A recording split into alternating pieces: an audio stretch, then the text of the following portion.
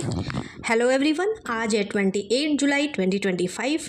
अब हम शुरू करने जा रहे हैं अपना आज का एडिटोरियल डिस्कशन। आज का हमारा एडिटोरियल एनालिसिस का टॉपिक है India's investment climate and reform के बारे में।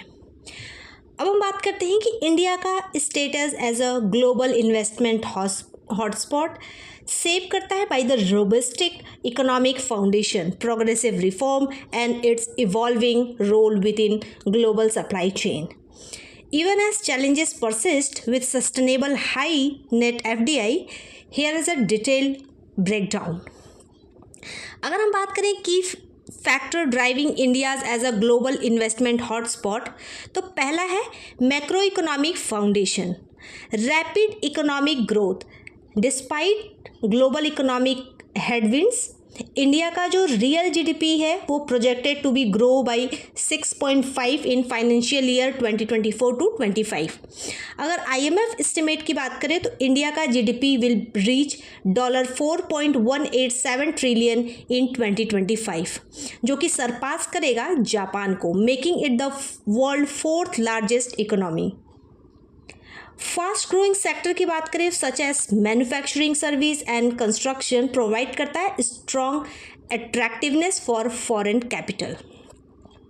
बात करेगा डेमोग्राफिक डिविडेंड की, तो इंडियाज यंग एक्सपेंडिंग वर्कफोर्स जो है मीडियम एज 28.4 ईयर है with 64.9% in the 15 to 59 age bracket by 2036। ये ऑफर करता है a deep pool of skilled labour, drawing long term labour intensive investment specially in manufacturing and technology. अब आते हैं अपने सेकेंड पॉइंट पे कि इन्हांस इंफ्रास्ट्रक्चर एंड लॉजिस्टिक के बारे में बात करते हैं। कनेक्टिविटी इन्वेस्टमेंट की बात करें तो government initiative like the national infrastructure pipeline NIP, PM गति शक्ति, सागरमाला एंड भारतमाला इन्हेंस करता है transport, supply chain and trade logistic को। बात करें अगर ऑपरेशनल SEZ को तो रफली 280 SEZ है एंड इंडियाज एविएशन मार्केट जो कि है third largest domestic, booster manufacturing and export lead FDI। बात करते हैं थर्ड पॉइंट पे कि पॉलिसी एंड रेगुलेटरी फ्रेमवर्क की, तो लिबरलाइज्ड FDI नॉर्म्स क्या हैं।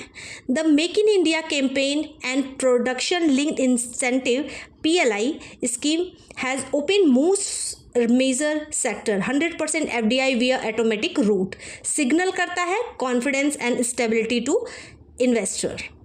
बात करें अगर ग्रीन ट्रांजिशन की, तो FDI into renewable energy exceeded $6 billion since 2020 with major international commitment in EVs and clean tech thanks to business friendly policies and initiative. बात करें अगर हेल्थ एंड फार्मा हब की, तो हॉस्पिटल एलॉन अट्रैक्ट करता है $1.5 billion in FDI in financial year 24। 100% FDI is now permitted in greenfield pharma, further strengthening करता है bye robust R&D initiative की वजह से। अब आते हैं फोर्थ पॉइंट में, डिजिटलाइजेशन एंड टेक अपसर्ज के बारे में बात करते हैं।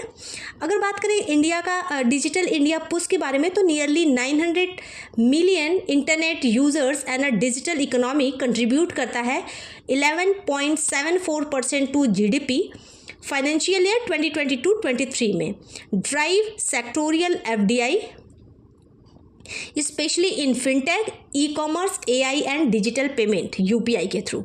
बात करें अगर स्ट्रॉन्ग टेक इन्वेस्टर इंटरेस्ट की, तो ग्लोबल जाइंट जैसे Amazon, Microsoft and other are scaling operations in India's digital infrastructure में।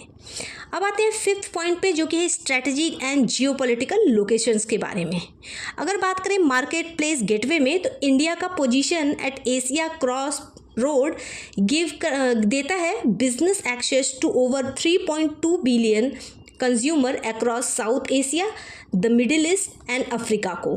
रिसेंट FTA की बात करें तो एग्जाम्पल में इंडिया UAE CEPA, ये फर्दर फोर्टिफाई करता है India trade and investment appeal को। अब बात करें अगर कि मेजर हर्डल क्या है लिमिटिंग FDI पोटेंशियल का, तो पहला है रेगुलेटरी कॉम्प्लेक्सिटी एंड अनसर्टेनिटी की। Despite progressive reform, bureaucratic delay, changing digital labour law and new compliance mandate, example DPDPA, create करता है risk and uncertainty for investor.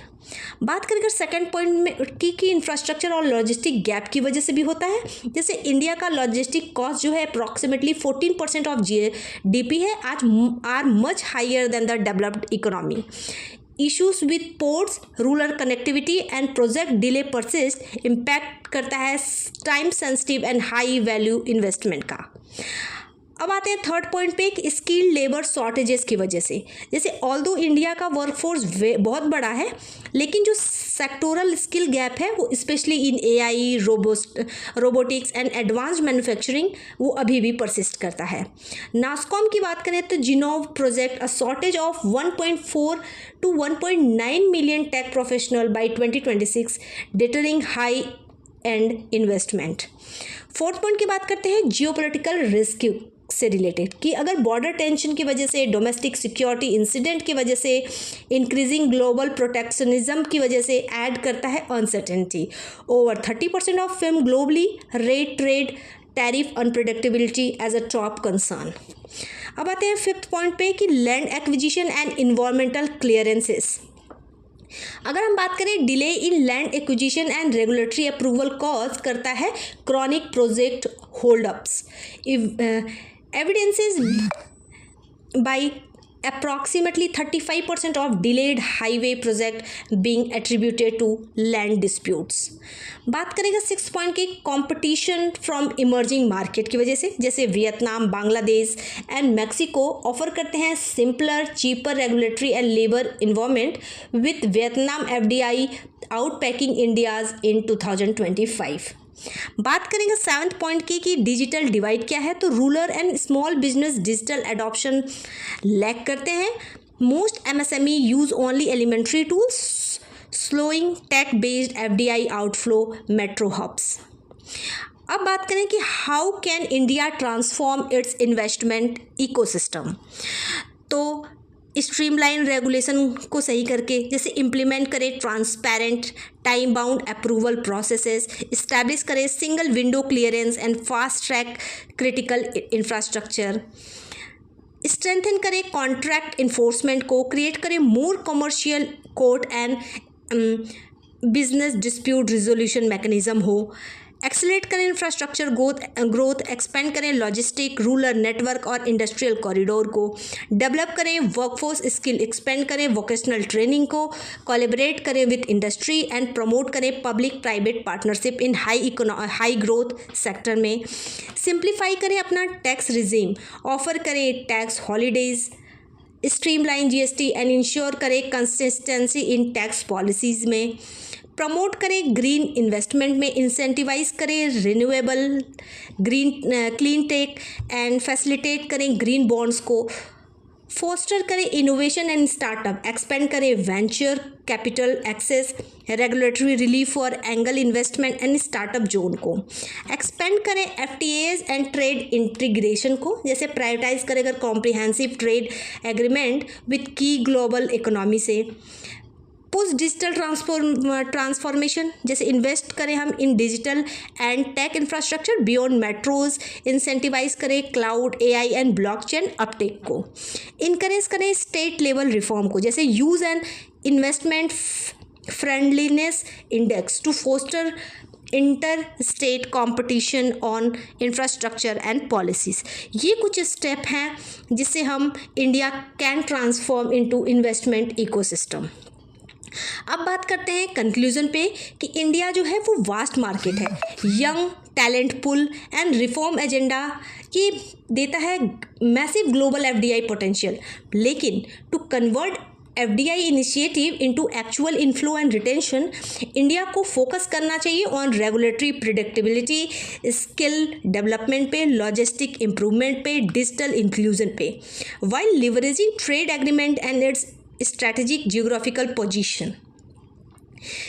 Address करें अगर इन सारे हर्डल को, तो ये ट्रांसफॉर्म कर देगा India from a potential FDI hub into a sustained engine for global capital and innovation. ये रहा हमारा पूरा editorial discussion on the topic India's investment climate and reform के बारे में। Thank you so much and stay tune with me for such more